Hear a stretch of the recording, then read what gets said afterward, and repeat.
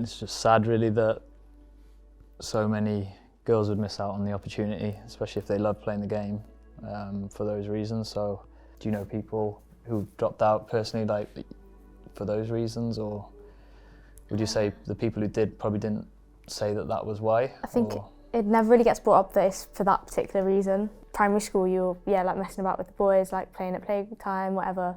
And then you get into secondary school and none of the girls are like playing football or doing anything like that, and it kind of creates an environment that you don't actually want to be seen playing football or seen kind of taking part in any of the sports just because of the repercussions of that. Yeah, and we've obviously all lived sport and we've had the negatives, but also to have been able to be an athlete as a job, like it's one of the biggest honours you can get, and the joy that it's given us, we all know that. And to hear that there be people out there, girls who feel like they didn't want to carry on and didn't want to continue doing that is sad, because it's something that everyone should have the opportunities to do, and regardless of race, gender, sexuality, and it should be an inclusive world, and especially sport.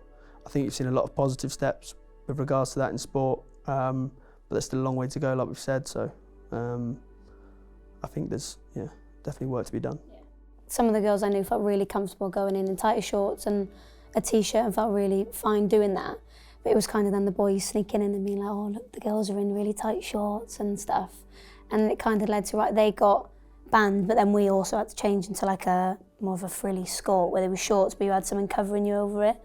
And I guess it's like then, well, girls didn't want to wear that. So then it was dropping out, or like, oh, I've got an injury, or I've got, you have a note from home or whatever. In my school, so I went to like a non-uniform school, and like when I was probably year 8 or something, they changed like the whole dress code because all of the girls' clothes were being like sexualised. So it was down to like even stupid stuff like you can't have your bra strap on show, you can't wear vests, you can't have any cleavage out.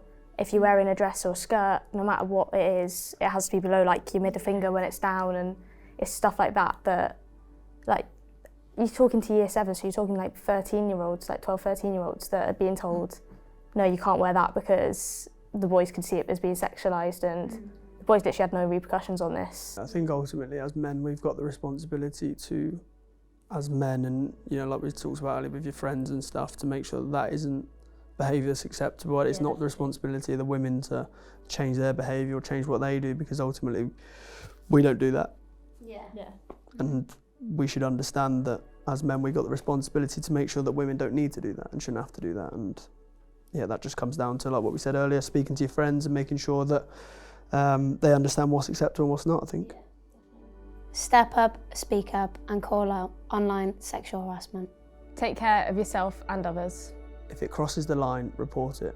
Edrych ar ôl dy hunan a phobl eraill. Os yw'n croesi'r llinell, gwna'n siŵr i reportio.